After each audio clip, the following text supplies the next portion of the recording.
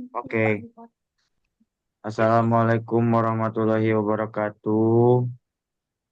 Di sini kami akan mempresentasikan yaitu desain jaringan logistik frozen seafood ekspor ASEAN, analisis trade-off distribusi, kapasitas konten, lead time, dan optimasi multi-hub untuk pasar Asia Tenggara. Untuk anggota kelompok di sini, eh, saya Azhar Hari. Saya Aji Putri Prastika. Saya Bayu Nugraha. Saya Agminul Dan saya Bramasta Hendopian Putra. Kami akan memastikan hasil kinerja kelompok kami.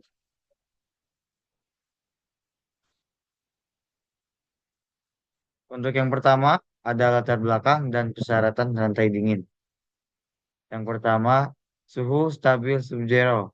Produk wajib dijaga pada temperatur konstan, minimal di minus 18 derajat Celcius sampai dengan minus 25 derajat Celcius di seluruh tahapan penanganan untuk mencegah proliferasi bakteri dan penurunan mutu organoleptik.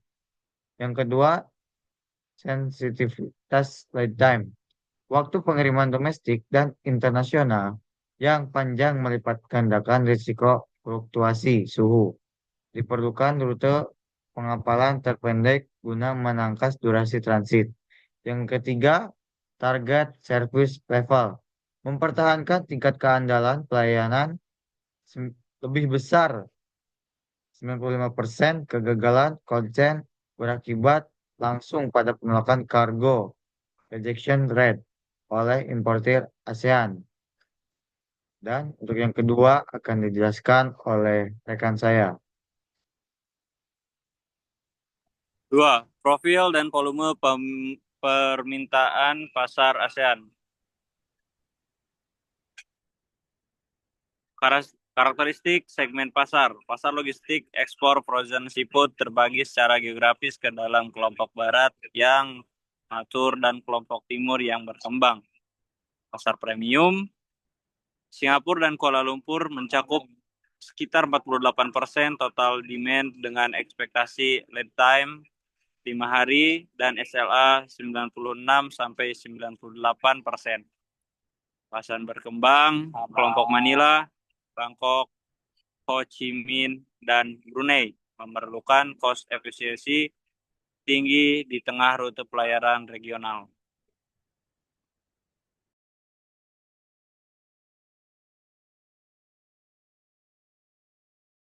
Dan untuk selanjutnya akan dibacakan oleh rekan saya Pramasta.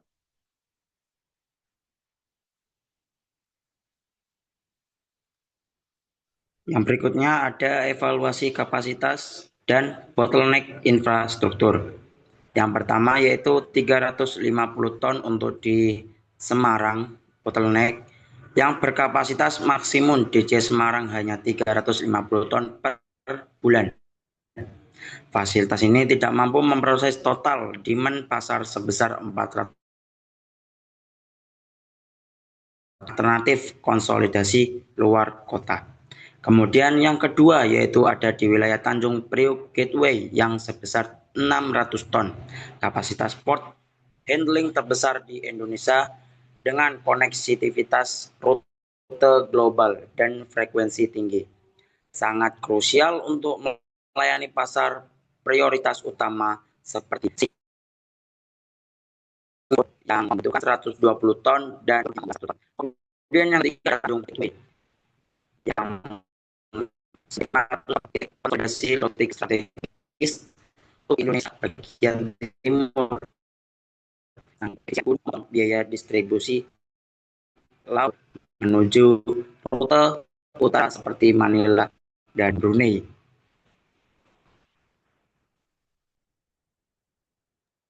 Yang selanjutnya akan dibacakan oleh rekan saya Aji Putri. Untuk selanjutnya ada alternatif 1, yaitu konsolidasi single hub Jakarta. Alur distribusi dan karakteristik. Seluruh produk dari Semarang dikonsolidasikan melalui cold storage di D2 Jakarta, kemudian diekspor serentak via Tanjung Priok. Untuk kelebihannya, frekuensi pengapalan sangat tinggi, kapasitas ruang liver aman, keandalan jadwal kapal internasional optimal. Untuk kekurangan, memiliki DC tertinggi, yaitu 180 juta per bulan, dan kerentanan dwelling time di Pelabuhan Tanjung Priok. Isu lead time, total lead time domestik 3,5 hari, menyebabkan pengiriman ke Singapura meleset menjadi 6,5 hari. Selanjutnya akan dibacakan oleh rekan saya Azmi.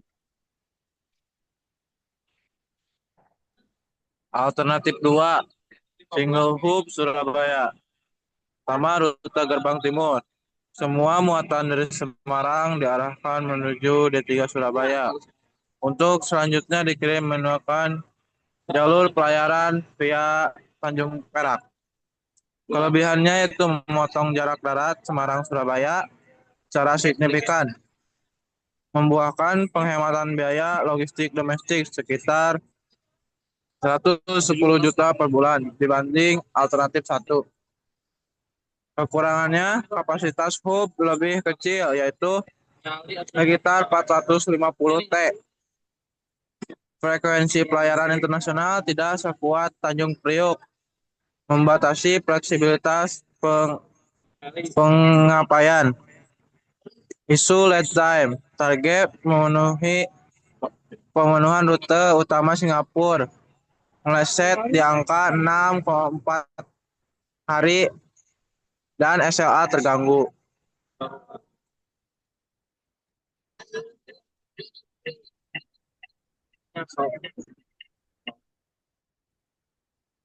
Yang keenam, ada matriks perbandingan lead time rute ekspor. Yang pertama ada di pasar tujuan Singapura. Target SLA 98%, target lead time 4,0 hari, ALT1 hub Jakarta 6,5 hari, ALT2 hub Surabaya 6,4 hari. Status pemenuhan kritis yaitu totalnya 2,5 hari. Untuk Kuala Lumpur target SLA 96%, target lead time 5,0 hari, ALT1 7,0 hari, ALT2 7,0 hari. Untuk status pemenuhan over SLA. Untuk pasar tujuan Bangkok, target SLA 95%, target lead time 6,0 hari, ALT1 8,5 hari, ALT2 8,0 hari, status pemenuhan terlambat. Yang keempat ada Ho Chi Minh, target SLA 95%, target lead time 6,0 hari, ALT1 8,3 hari, ALT2 7,7 hari. Untuk status pemenuhan terlambat. Untuk pasar tujuan Manila, target SLA-nya 94%, target lead time 7,0 hari, ALT1-nya 9,0 hari. Untuk ALT2 8,4 hari. Untuk status pemenuhan terlambat. Temuan utama, sistem konsolidasi single hub murni tidak sanggup mengejar target SLA di pasar kritis Singapura dan Kuala Lumpur akibat besarnya beban lead time transit domestik awal. Untuk selanjutnya akan dibacakan oleh rekan saya. Solusi rekomendasi desain dual hub jaringan. Yang pertama ada hub barat, Jakarta. Memproses pengiriman siput untuk wilayah Singapura dan Kuala Lumpur sekitar 220 ton. Memanfaatkan reliabilitas transit kilat Pelabuhan Tanjung Priok untuk pemenuhan SLA premium. Yang kedua ada hub timur Surabaya. mengkonsolidasikan kargo berbasi rendah untuk Bangkok, Ho Chi Minh, Manila, dan Brunei sekitar 240 ton via Tanjung Perak guna menghemat pengeluaran logistik. Yang ketiga, ekspresi route integration. Integrasi rute kapal cepat ataupun ekspres pada hub barat memangkas total pengiriman domestik dan transit internasional ke Singapura hingga menyentuh angka optimal 4-5 hari.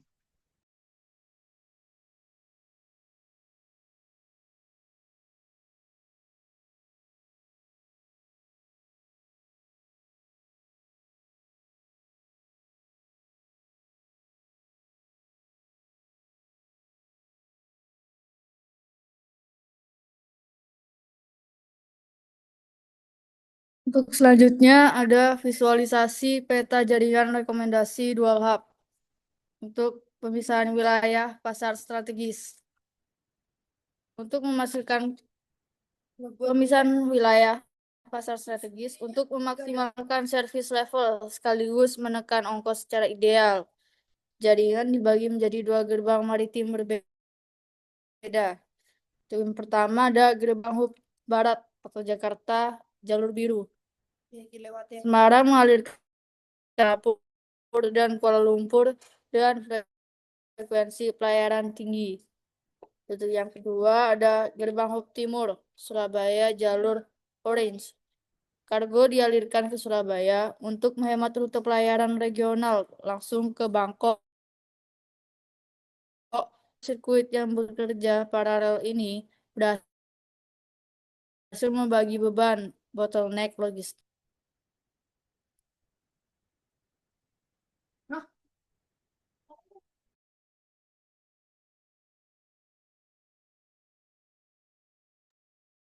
Oke, yang selanjutnya adalah perbandingan total estimasi biaya jaringan. Untuk alternatif 1 ada di single hub Jakarta untuk sekitar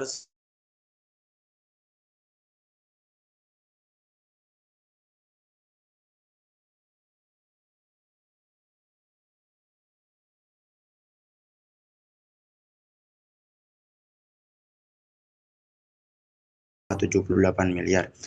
Kenapa jaringan dual hub alternatif 3 sangat efisien dibandingkan dengan alternatif 1, service oriented murni? Alternatif 3 berhasil memangkas 60 juta per bulan dengan memindahkan beban logistik rute timur ke Surabaya, sembari mempertahankan target pengiriman ekspres ke rute barat.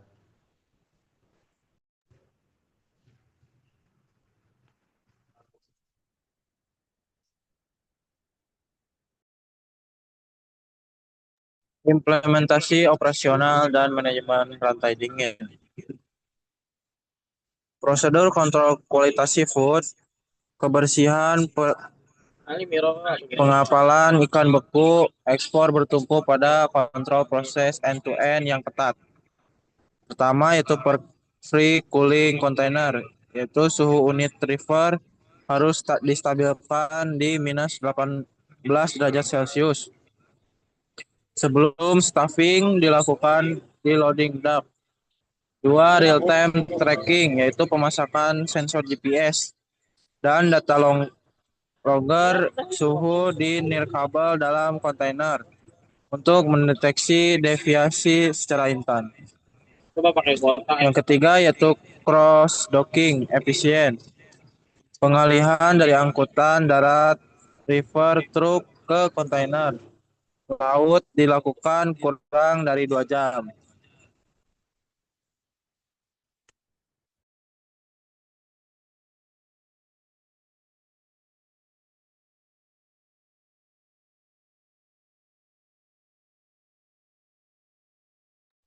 Untuk selanjutnya ada trade-off dan mitigasi risiko jaringan.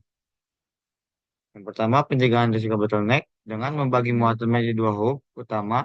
Risiko dwelling time pelabuhan padat di Tanjung Priok berkurang hingga 50%, menjamin kestabilan arus ekspor.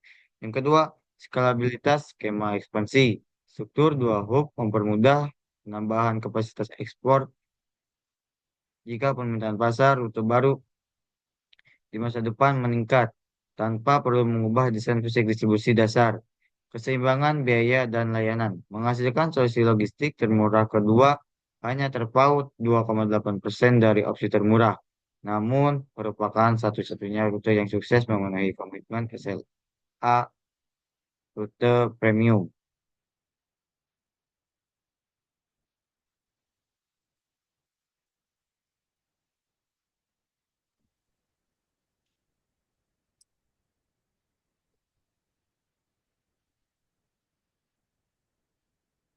Selanjutnya ada akan jaringan logistik Anda bersama kami, rekomendasi final dan keputusan direksi. Penerapan dual hub network system Jakarta dan Surabaya merupakan jalur strategis terbaik yang menyeimbangkan efisiensi biaya operasional sekitar 1,78 miliar per bulan, sekaligus menjaga jaminan SLA rantai dingin di pasar ASEAN.